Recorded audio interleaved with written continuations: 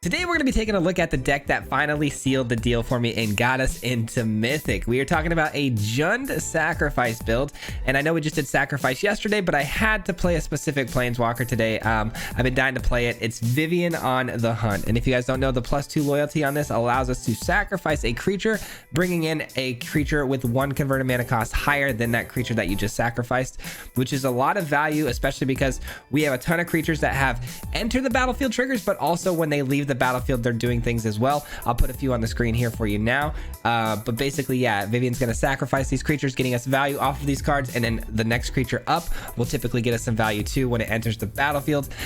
We have some combos that I did want to touch on and talk about really quickly here. We have the Fable of the Mirror Breaker, which when it flips over to the Kiki Jiki can copy some of these creatures, and those copies are the things that we're going to be sacrificing with Vivien, getting those extra creatures on the battlefield, and the original copy of the creature is still there for us to generate value off of, which is insane. And then we also have Olivia, which can come in and when it attacks allows us to bring creatures back from the graveyard that we've already sacrificed, and then we can sacrifice them again for even more value and then get them back over and over again with the Olivia. The value is endless in this deck. It's a ton of fun, but if you guys want, there'll be a full deck breakdown at the end of today's video, so stick around for that. In the meantime, down below in the links there's a full deck list, and if you guys enjoy content just like this, we're very close to 10,000 subscribers, so if you wouldn't mind hitting that subscribe button, like the video, all that good stuff helps out an absolute ton, and I'd greatly appreciate it. But with that being said, guys, enjoy today's video. We'll see you guys back here at the end. Peace.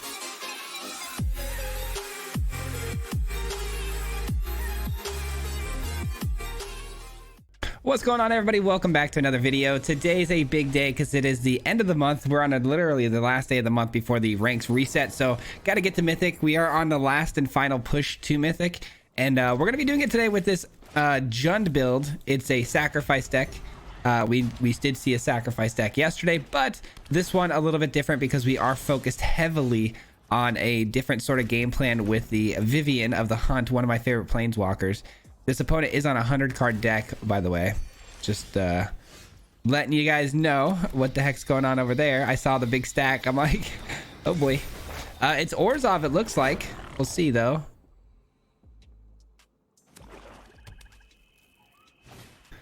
Okay, welcoming Vampire. That's going to draw them cards, which could be a bit of a nuisance. I may want to consider... this soul transfer right now.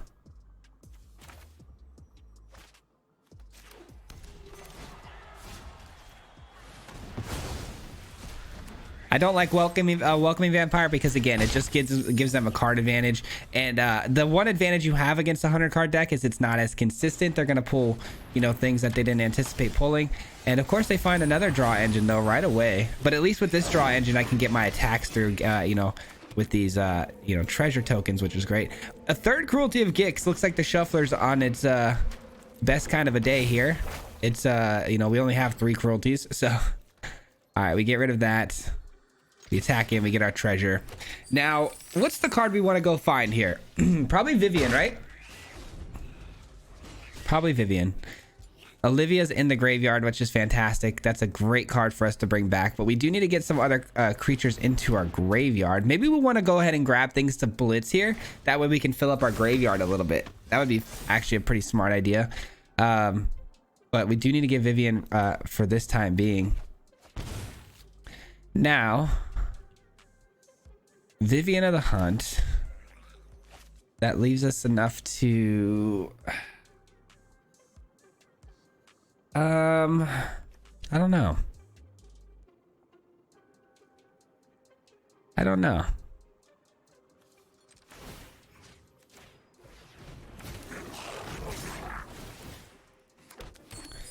I think this time around we go for...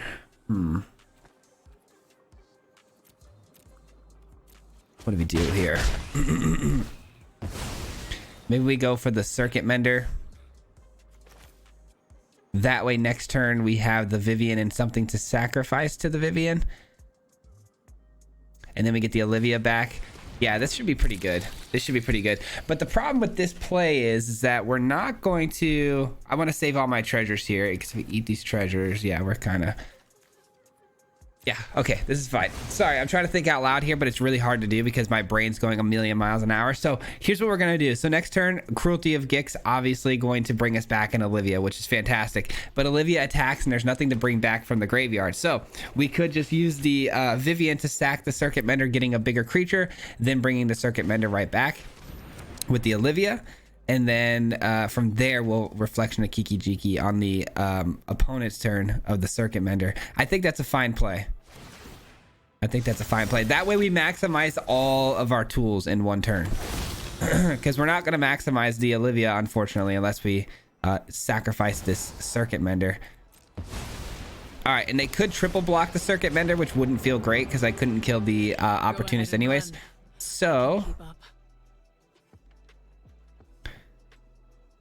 is our plan necessarily going to work then? I guess we could still do it because we have a backup Circuit Mender later. So yeah, this is fine. There's so many ways we can do this. There's literally like a multitude of ways we can do this, which is what makes this so hard, because our decisions, man, we have multiple decisions to make here. We attack now. We bring back our Circuit Mender. We gain the life. If they do want to triple block, that's fine. I take out the 2/1/1s. That's totally cool with me because they are going to flip eventually. And when they do, it's going to be a lot of value for the opponent here. Nice. Like I said, I have a backup Circuit Mender here, which is totally cool. Another Fable here, huh? I think what I'm going to do... I mean, we've got the Olivia, we've got the Vivian. We're in a really, really good spot here. It all comes down to preference at this point. I think I'm going to go with the Fable, though, so I can keep getting these treasures rolling out. Circuit Mender's fun. I mean, obviously, being able to sack it every turn is cool. But we are going to bring it back next turn anyways with the Olivia, so this works out okay. Never mind. They're going to sweep the board. They've seen enough. But that's fine. We create treasures, or we can exile cards from our library until the end of the next turn. We can play them. Is that what we want to do? Or I think I want the treasure tokens. We have so much value here with these Cruelty of Gixes. I can reanimate the Olivia, and we can keep the ball rolling. Let's go ahead and drop you and you.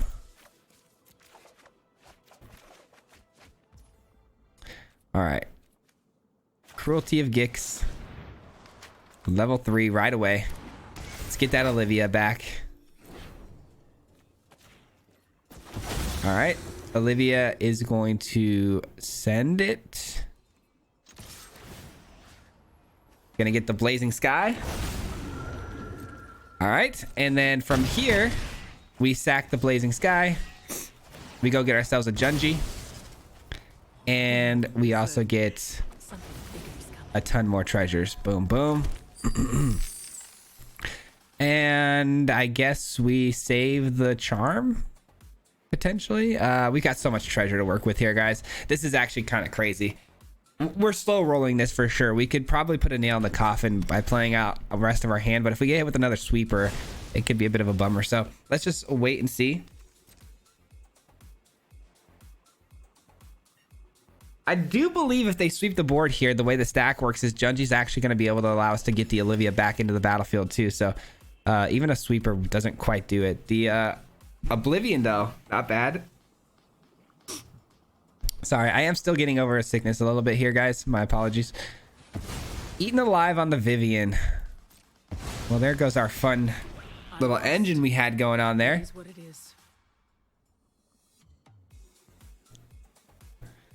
Good news is we have a Cruelty of Gix that we can hit on level 2, go pull another Vivian out, and we can cast it with all these treasures we've gotten. So good thing we saved those treasures, huh? Excuse me. All right.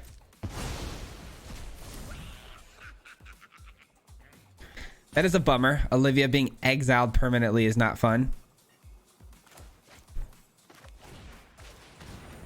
Tenacious Underdog.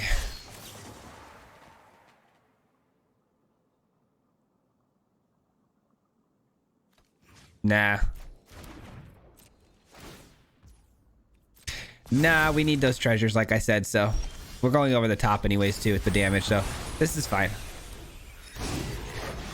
All right, Cruelty of Gix. Oh no, they didn't let us finish out strong there.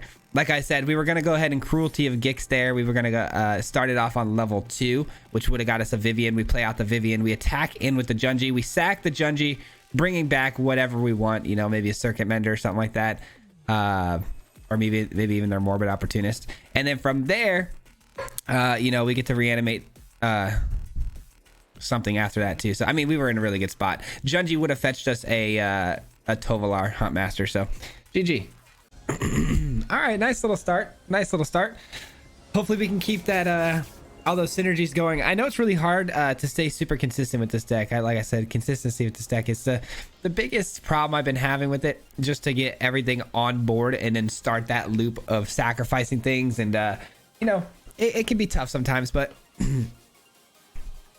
but when it happens, man, it's a lot of value. Opening hand here is kind of scary just because we don't have that red source. If we had a red source, I'd feel a little bit better about this. I'm gonna roll the dice, I think, though, on this, just because the Fable of the Mirror Breaker can get you out of a lot of trouble if you can just find the mana to play it. And that's what we're hoping for today, man. I'm crossing the fingers on that red source, and we're gonna hope for the best here. This thing creates a monk, right? A first strike monk. Yeah, and then not a lot before that. Little life gain, little scry, tiny bit of value here and there. Oh, thank goodness. Okay. Whew. Very, very worried there for a second. Tenacious Underdog, though, comes in, and we have the Fables to come down, and which means we should be able to start the combination here pretty fast. Going second isn't ideal, but you know what? It is what it is. It looks like we're up against a mono white deck that seems particularly pretty slow, so I think we're gonna be all right. And yeah, the more chump blocking they do here, the better for us, because these 1/1s are a lot of value later in the game when this flips over. Obviously, creating 2/2s, they can become a bit of a problem, especially when we have 2 defensive powered creatures. My wife just bought me Whataburger for lunch, so you'll see me drinking that. Okay, we're getting all the mana we need, which is fantastic. Okay, I think I'm gonna go Launderer here, because if I attack in and they block the Tenacious Underdog, we will be able to connive, which is great. Nope, they block the 2/2, which I kind of expected. You don't want me getting those treasures, so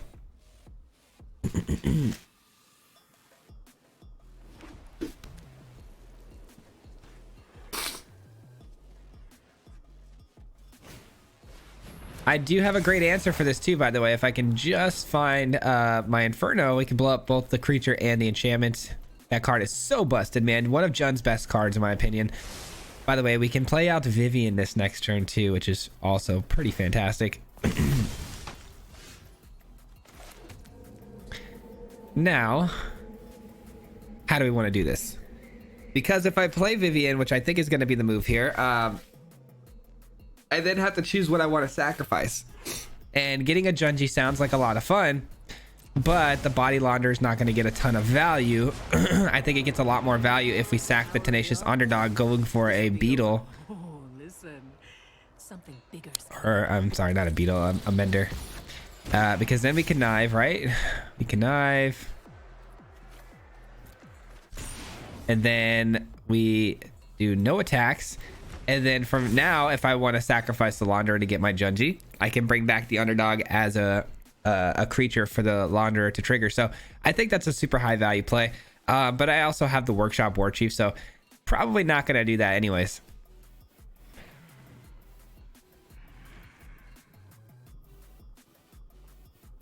It is so hard to record when you're, you know, just so sick. Like your sinuses and throat. It's the vibrations of me talking. It just makes me want to cough all the time. I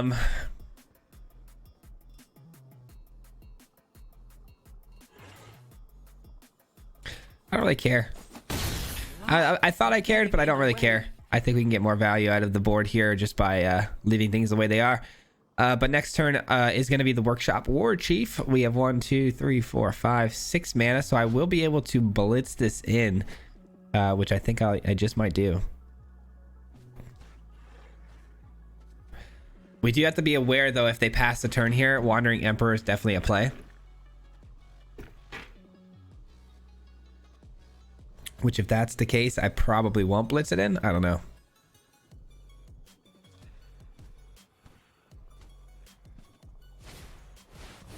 Okay. Well, at least we get the Tenacious Underdog back off of the Launderer. Actually, we'll get the Mender back. All right, and we connive. We'll drop the Underdog because it's Blitz mechanic. And we draw another Vivian. Not exactly what we wanted, but not bad.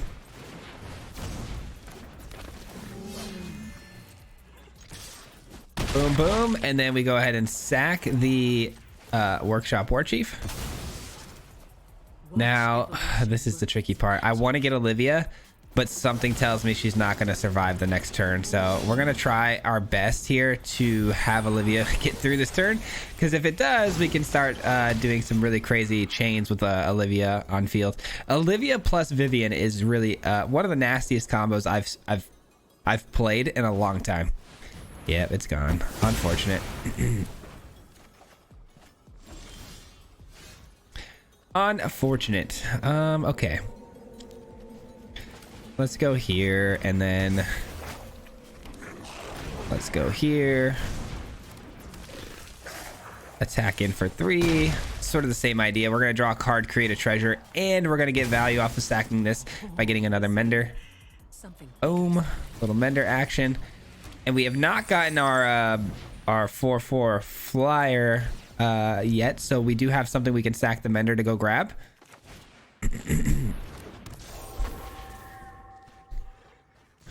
Oh man, that's a problem card, but you know what? We have an answer for it, believe it or not.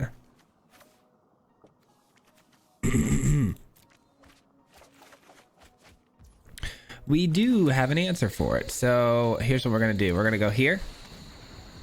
Level 2. Excuse me, guys.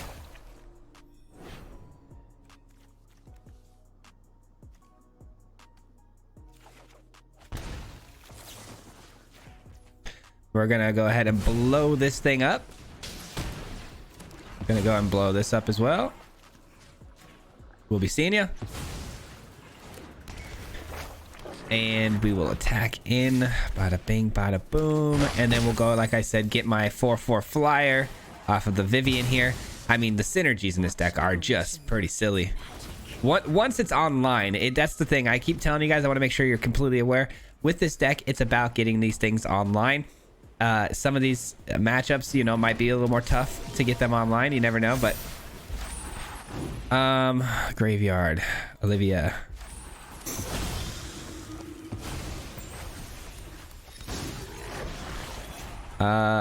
Discard 2 cards. Boom, boom, boom, boom, boom, boom. Boom, boom, boom, boom, boom, boom. This is just kind of overkill at this point, but we're gonna go ahead and just run right on through the opponent here. Send these all through. Go ahead and bring the Circuit Mender back in. Actually, I probably shouldn't have brought the Circuit Mender in. That was actually probably pretty silly. Do we have a... Yeah, we have JUND still in the battle, or the deck, so I'm going to go ahead and sacrifice the... Oh, they have protection from vampires. I forgot. That's unfortunate. I should have done the math there. I probably could have closed that out had I gotten a bigger creature. That's a bummer, but that's okay. We go ahead and do this. Let's go ahead and create treasures. And let's do this.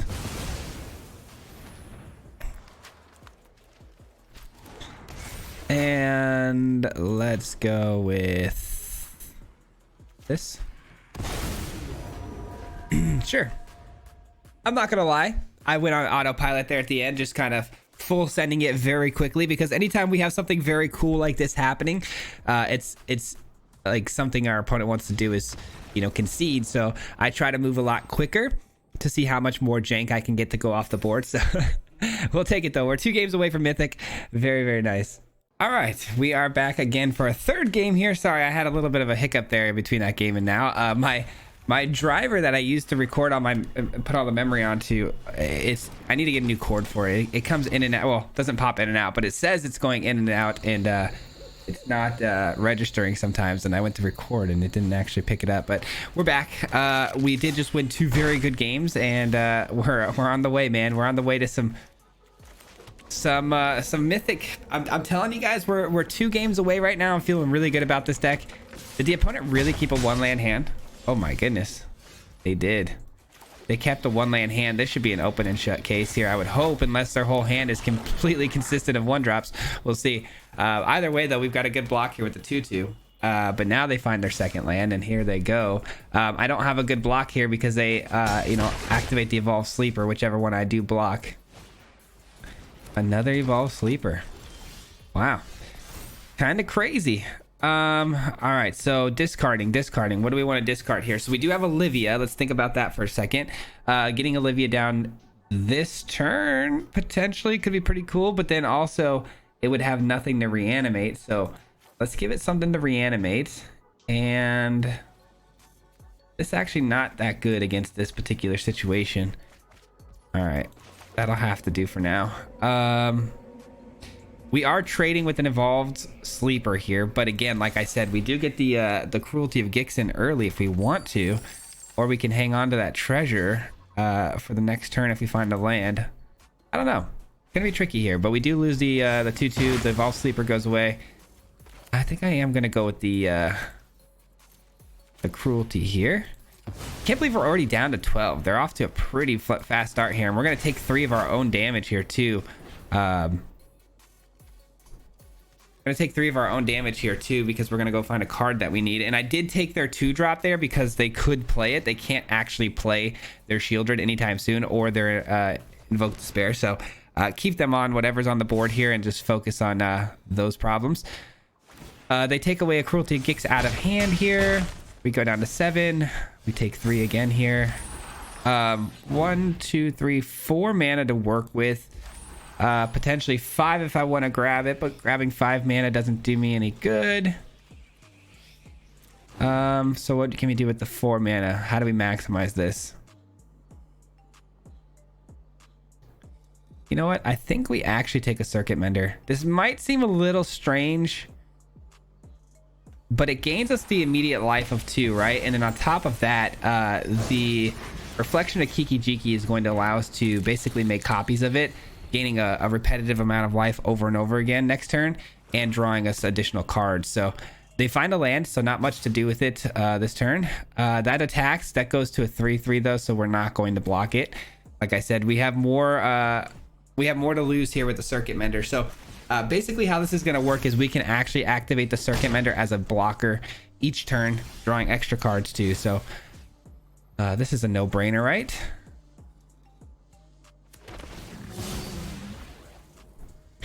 Now we could copy that over and over again for the additional life gain being a little bit more, but we wouldn't get the card draw. So I am going to focus more on the Circuit Mender. And there's no attacks for us here, right? I mean, this turns to a 2/2 potentially. I guess we could attack with the Circuit Mender. There's really nothing to lose here. I guess they could double block, and yeah, we could actually lose it on the double block. Let's go ahead and pass the turn. All right, we're back to 6 life. We're gonna gain life every turn. I'm not too afraid of our life total anymore, even if the Shieldred does happen to come down this turn. Removal spells though would be pretty annoying. Let's see what they do with this.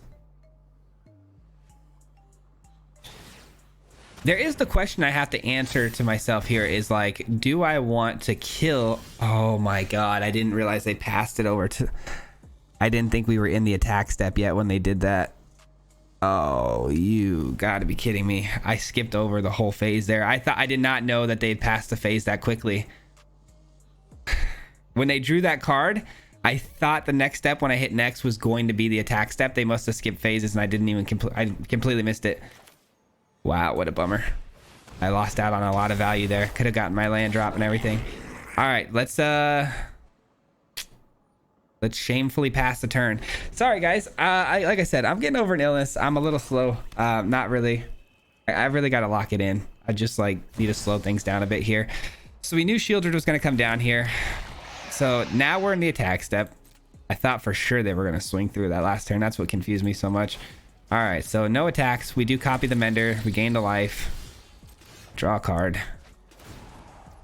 All right, now we got to figure out a way though to deal with the Shieldred. We got to decline this because of the fact that Shieldred's going to be dealing us damage. What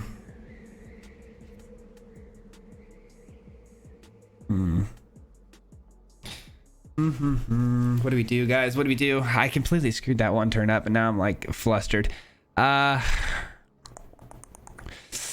Do we I think I'd like the treasure here if possible. 1 2 3 4 5 6. Okay, we're gonna attack in here and in here. This is gonna die anyways too. Send it, might as well, right? It's gonna die anyways. All right, so we get the treasure and we might get another treasure here. There's an argument to be said. I maybe should have sent the workshop war chief, but if I do end up playing Olivia, it wouldn't be beneficial unless it's attacking, so there's no reason to.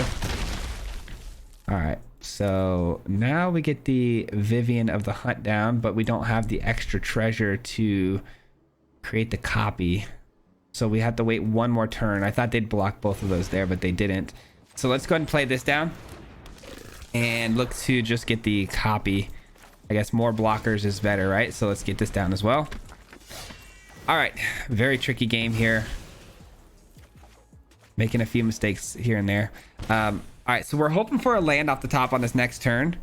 We are going to start copying though the workshop war chief, just because if we gain the 2 life from the mender and draw a card, we're going to be losing the 2 life to the Shieldred anyway. So it is what it is. Let's see how they attack. I'd be interested to see. Nothing, huh? Nothing from the opponent. They play out a Tenacious Underdog. And a Construct or Conscript. Okay. Anything else? And an Evolved Sleeper. Sure. A lot of different things here. All right, let's gain the 3 life. And then every time this Rhino goes away too, guys, we are going to be getting the 4/4. So it's kind of nice. All right, we do hit the land drop. That's huge. Which means we can do our little combo here now, which is to get this down. Get down the Vivian of the Hunt. Now everything is going to be going very smoothly. We copy the Workshop War Chief, which gains us another 3 life. We sack it, keeping the original, and we get a Tovolar Huntmaster. All right, now we should be able to run away with the game. It just took a little while to get there thanks to my nonsense. They still have a 4/5 body out here that does kill anything that we attack with. So I think we just hold on for a second here, just a couple more turns, get a little bit wider, and then next turn we can start copying, 2 creatures a turn. So also there's the opportunity to also, well, not anymore. I was going to say there's an opportunity to copy a Tovolar and get a Titan and copy the Titan, but instead they go with the Invoke Despair, which means we are going to lose an enchantment. Let's give up a actually I want a treasure. Let's get a treasure out of the deal and then sack that one. I do hate losing the Vivian here, but we do have the backup, so it is possible that we can still pull off the combo that I just referred to, which is to get it in. Okay, nice. We are going to get this off.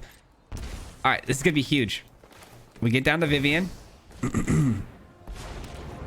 We copy the Tovolar Huntmaster. It can thrive anywhere. We sack the Huntmaster. Nature adapts. Get down to Titan. Sorry, my dog's barking because my wife is probably walking in the door right about now. All right, we gain 5. Boom. If only we had that second Kiki Jiki, though, we could have been able to copy the Titan as well. All right, so are we ready to attack yet? I still don't think we are, to be honest. We do have Olivia, though. I mean, there is a argument to be said that we send like the Tovolar and the Workshop War Chief in, because actually we might as well send the tokens too. Yeah, let's start putting some pressure on them, because if they want to trade and kill things like our Tovolar, then we can bring it back next turn with the Olivia. So we'll see how they do this. Looks like they're going to just elect to save their Shieldred, even though they have a backup. Should be a pretty easy win, though. I just pretty disappointed in my play lines there at the beginning of the game. I'm really foggy, though. I'm telling you guys, my brain does not feel good today. All right, so they're going to block with their Tenacious Underdog. That goes to its blitz position. Evolve Sleeper. No, they block with the cons. Okay. All right, so we got a full battlefield of blockers here. Nothing to be too worried about. And you guys can't even see. We got like Kiki Jiki over here doing its thing. And a lot going on here. A lot going on. The question only becomes like, what do we want to do with Vivian's sacrifice, right? Do we even want to sacrifice? Do we want to keep creating 4/4s now? I don't know. Not too sure. You know, it's kind of unfortunate the opponent kept the 1-land hand. I don't know why. I mean, I guess I know why they did it because they had a lot of 1-drops, but I don't know. It just feels like that was a bit of a mistake on their end. Here's what we're going to do. We're going to sacrifice.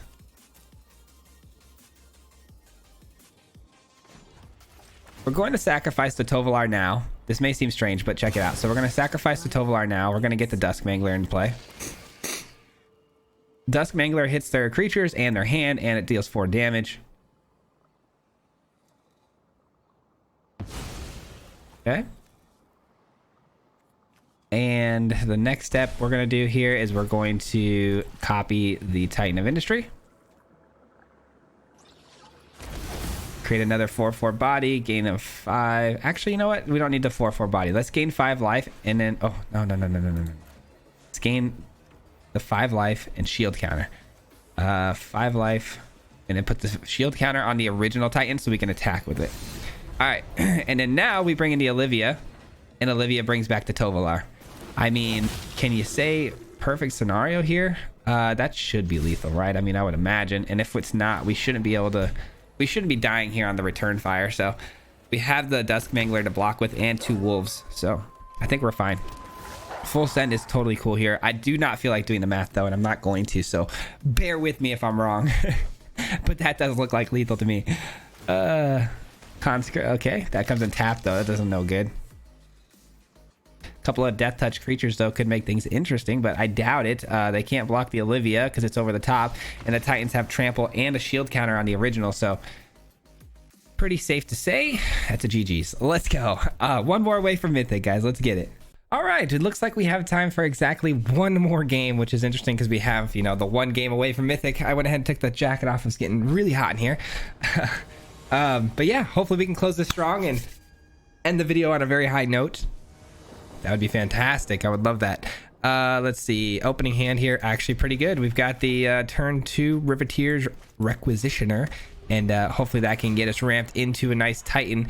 Might have to play it out in a more traditional way, which, you know, doesn't feel great. You love to always try to get it in with some cheeky stuff, but you never know. You never know. We might be able to find something like a, I don't know, a Fable and the Mirror Breaker off the top, leading us into, let's say, a Cruelty of Gix. Now that would be quite the little combo. All right, so we're clearly up against Esper mid-range, one of the more popular decks right now because it's very powerful. We are going to exile that because it has the ability to come back into the game, which we don't like. I do like having the Riveteer's Charm here because it's probably going to be a you know, a 1/4. Oh my goodness, what's the name? Are you kidding me right now?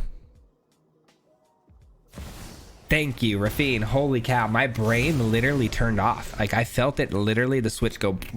I knew what card it was. I just didn't remember the name for whatever reason. All right, well, you're going to have to sacrifice that, my friend. Either way, we've got a really good start here for that. And we got the Fable of the Mirror Breaker. Can we get the Cruelty of Gix? Guess it wouldn't really matter at this point, though. We've slowed down our own curve here, which is going to slow down the Cruelty of Gix play, too, which means we're probably gonna end up playing the Titan out. Pretty standard. All right, let's see if they have anything at flash here. I would imagine the opponent's gonna try to play a Wandering Emperor here. I don't really want this getting exiled.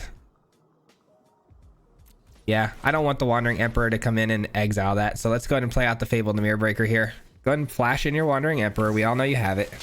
Oh, that works. Okay.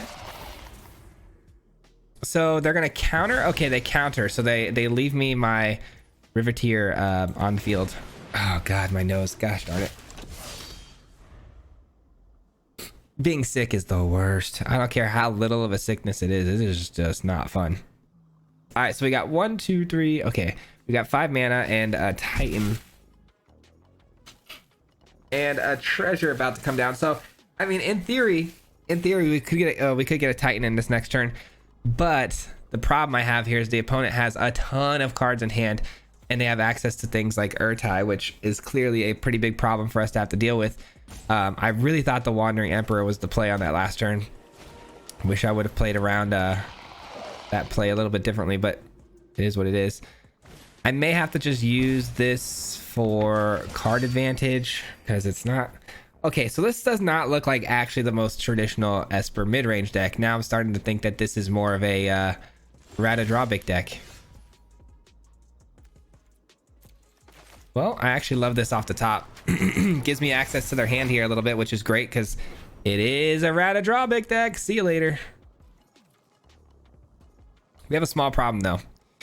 The opponent has a JUND, which I can actually go to my deck here and grab myself a soul transfer. Take care of the JUND that way. I don't know what I want to do here.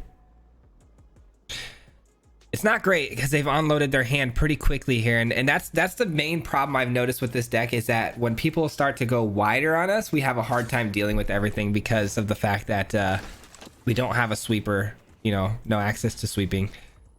No, we hang on to this, right? I don't know. I think we do. All right, we get the land. We get the land, which does change things a little bit for us here. If I sack my Requisitioner with a Vivian, I don't know, man. I don't know. I feel like Soul Transfer has to be the play, right? Because it hits the JUND, and it doesn't allow the JUND to do its thing, which is to get the Radadrobic back into play. You know, you'd hate to see that. There's a chance here I can, you know, I'm gonna use the Riveteer's Charm defensively here, maybe kill the Urtai and then double block the Adeline. That could really open some things up for us here, but the problem would still be that they have a Death Touch creature on the field, which is a bit annoying. All right, that's also pretty annoying though too.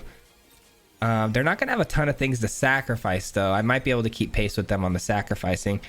Let's see how they attack here. Okay.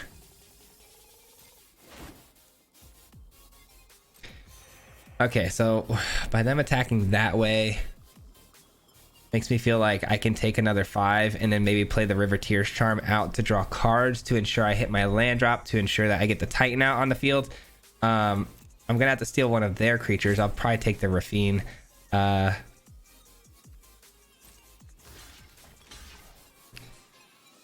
Well, I could do this to ensure I get the Titan, right? And then I could just use the Riveteer's Charm to kill their Urtai. But then I'm kind of leaving myself... this is tough. This is tough. Excuse me. I'm going to go this route. I think more blockers is important here. Trying to stay on top of my blockers. All right, so are they going to sack something here? Let's find out. They do. They sack their Urtai. Which means I will sack my Requisitioner to get that treasure, and I will then make them have to choose a very tough decision here with this.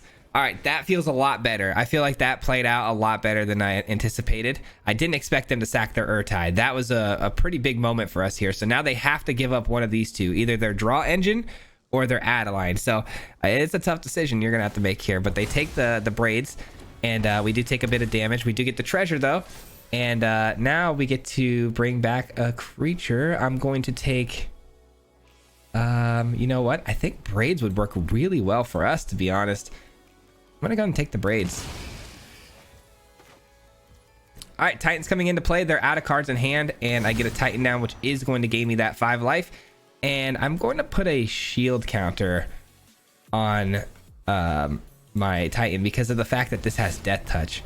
I can't really be messing around too much with that. Yeah, Yeah, we'll sack this. Do you want to sack a creature, or are you gonna give us a card?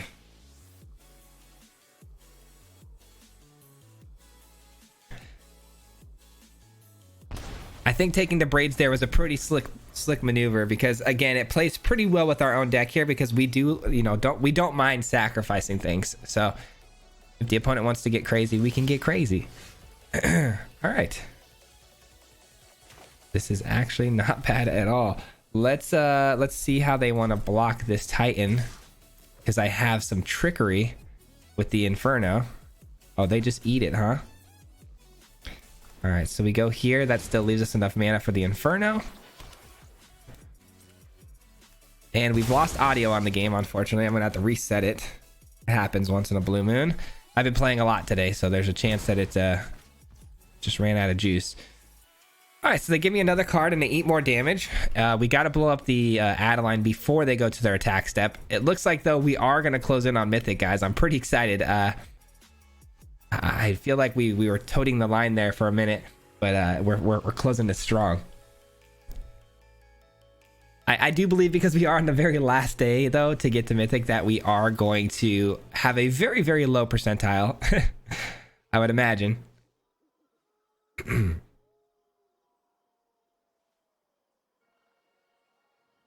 All right, the Inferno doesn't hit. Yikes. Okay. They counter that, but I do draw a card. It is a Cruelty of Gix, which could get me back Rafine, which in turn could make this big enough to hopefully run over the opponent. Yikes. Okay. This is going to be tricky. This is going to be tricky. All right. If I Cruelty of Gix, I'm only left with 3 mana, so that's not going to work. Okay. Okay, we're in a little bit of a bind here.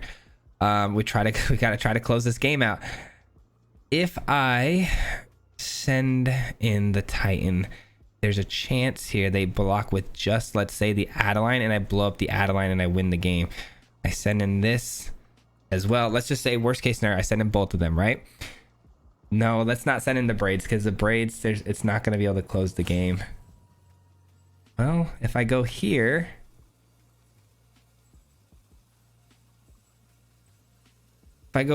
send them both in, it'll force them to spread their blockers. Yeah, this should be lethal. This should be lethal.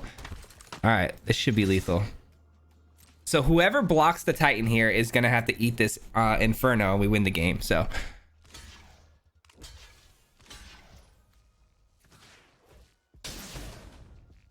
and thank God it was that creature, because if their other creatures would have died there, I would have actually taken 1 damage. So that worked out. Let's go. I didn't even actually, I'm going to be honest with you guys, that was actually really, really clutch the way they blocked, because I actually didn't even anticipate that extra 1 point of damage until they actually lined up their blocks there. So that worked out really nicely. But anyways, we get to Mythic with the you know, the JUND build. I'm really excited. Let's just go see what percentage we got here real quick before we get out of here and break this thing down. Sorry about all the horrible playing today, man. I'm just not 100% here. 87 percentile. We're going to jump right into the next deck, though, so we'll see on the other side. That will conclude today's gameplay portion of the video. We are going to break the deck down and talk about it a little bit further, but before I do so, I wanted to give you guys a huge shout out and thank you for sticking around this long for me. I appreciate that a ton. It helps out a lot with the YouTube algorithm, so I do appreciate it, and thank you so much for that. With that being said, though, let's take a look at today's build, man. Let's see what's going on here. So I don't typically play a ton of one-ofs in a deck, but this one makes a ton of sense to do so because we have Vivian on the hunt. And if you guys don't know, by now, obviously sacrificing creatures, bringing in the next value up is really, really good. If it was at random, it wouldn't be as good, but we actually get to hand select the creature that we want to bring in at the next value up, which allows us to bring a lot of one-of action here, because we can kind of go with, you know, as you see here, we went with 2 5s, you know, 5 mana converted mana cost creatures here. And it's because we want to make sure when we do have, you know, these 4s, these 5s, these 6s, we want to have selections, right? So Vivian of the Hunt is going to sacrifice a creature, and then we go searching for another creature, and based on the matchup, we want to go ahead and choose the best sort of creature for the situation. Now, a lot of the times it's going to usually be the same sort of creatures that you're going to be grabbing, but sometimes, you know, you're going to want a Body Launderer over the you know, the Blazing Sky, because the Body Launderer can get back something from the graveyard depending on what's in there already. So you never know, which is why this is so cool. It allows us again to just play a bunch of one-ofs. We got one of each Body Launderer, Blazing Sky, then we got one Junji, one Workshop, we got one Hunt Master, one Olivia, and then we jump to our biggest guns, which are going to be the Dusk Mangler meets the Titan. So if we have one creature on the field and we want to make sure we, you know, clear out the opponent's hand, or maybe just deal the 4 damage, the Mangler is going to be the way to go. Otherwise, if we're needing that life gain or some removal, the Titan's going to be a good answer. But a lot of one-ofs, as you can tell here. So it's because Vivian of the Hunt, on the hunt, like I said, we sack the creature, we go find the other creature. So we don't need a bunch of multiple copies of these creatures. What we do need a bunch of copies of is our early game creatures. We got things like Riveteer's Requisitioner, Tenacious Underdog. Both great options to sacrifice, because obviously Underdog goes to its blitz you know, place where we can recast it, and then the Riveteer gives us the treasure, which is great. And then we also have Circuit Mender, which is a 3 of. So we stack up the smaller creatures, that way we make sure we get those in the opening hands, and then we look to sacrifice those later in the game, and then that's when we'll start the value train of getting all of these creatures going. And then from there we have a little bit of a Reanimator package as well, because we have the Fable of the Mirror Breaker, which works extremely well with Vivian of the Hunt, like I said, because it, you know, it taps, creates the copy, we sack the copy, we get the next creature, the other creature stays on the battlefield, which is really, really cool. But we are going to be putting things in the graveyard, so we want to make sure we take advantage of that. And Cruelty of Gix is a great way to do so, because we can go ahead and play this on turn 5, and you know, sometimes we can get a Titan of Industry on turn 5. This could be a Reanimator deck really quickly, and that can also win you a lot of games. And then of course we splashed in some removal here. We splashed in 2 Infernos, two Riveteer's Charms, and then 2 Soul Transfers. Now Soul Transfer was a great choice, because we can use both sides of the coin on this card most of the time, with, you know, the Fable creating these treasures for us. But yeah, guys, it was a pretty simple idea. It was actually pretty tough to get this thing together, though. We've tried multiple different variations of this deck, and I think with the Riveteer's Requisitioner being the latest addition to the deck, really kind of tied this thing together. We were having a hard time hitting our early game, and the Riveteer's Requisitioner really tied this thing together really nicely. And the fact that you know, we play this out on turn 2, and a lot of times it's just going to act as a blocker and take something out with it, is really nice, because we get the treasure with it as well. And you know, by then we can just jump right into like a Cruelty of Gix on turn 4, and from there, you know, kind of take over the game. So anyways, really fun deck. I hope you guys enjoyed. I know I did. It was a blast. I'm actually just getting back from trick-or-treating with the kids right now when I'm recording this, but I hope you guys had a happy Halloween yourselves, and thanks for hanging out with me today. I do appreciate it a lot. And before I get out of here, as always, a huge shout out goes to the Mardu Mob. If you guys don't know, the Mardu Mob is the memberships program on this channel, and I want to say a huge shout out and thank you to them at the end of every single video, to let them know how much they mean to me and how much I do appreciate, you know, those monthly memberships, because they help a lot with you know, everything on the channel and keeping everything going. So thank you so much for everything you do for me, and I do appreciate you very, very much. So thank you very much, and I think that's gonna cover it today, guys. Again, happy holidays, and we'll see you guys on the next video. Until next time, peace. Hit him 3 times like a hat trick. The name is Swayze, no Patrick. If you play him, then it's tragic. Hit him with the Mythic, yeah, that's magic. MTG, that's what you'll see if you like and subscribe. Where's the upload, man? Man, all of the time. Coming with the best decks, this is the meta. This ain't cheap.